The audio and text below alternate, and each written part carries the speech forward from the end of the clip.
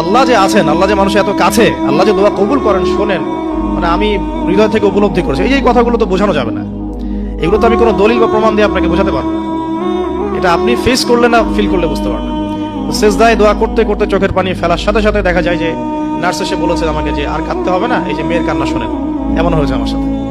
কারণ মানে স্ত্রীর যে প্রসব বেদনা, এটা দেখে কিন্তু স্বামী আসলে ঠিক থাকতে পারে না, তাদের প্রচন্ড কষ্ট হয়। এবং এই কষ্টটা এই কারণেই হয়তো নবী সাল্লাল্লাহু আলাইহি ওয়াসাল্লাম বলেছেন, তোমার সবচেয়ে সেরা অধিকার পাওয়ার, ভালো ব্যবহার পাওয়ার অধিকার রাখে তোমার মা, এরপর তোমার মা, তারপরেও তোমার মা, এরপর তোমার বাবা।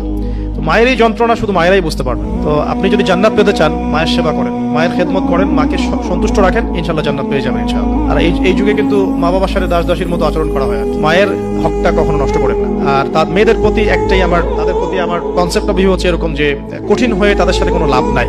আসলে আদতে আলটিমেটলি কঠিন হয়ে কোনো লাভ নাই। দুই একদিন হয়তো ঝগড়াঝাটি হতে পারে, মনোমালিন্য হতে পারে, কিন্তু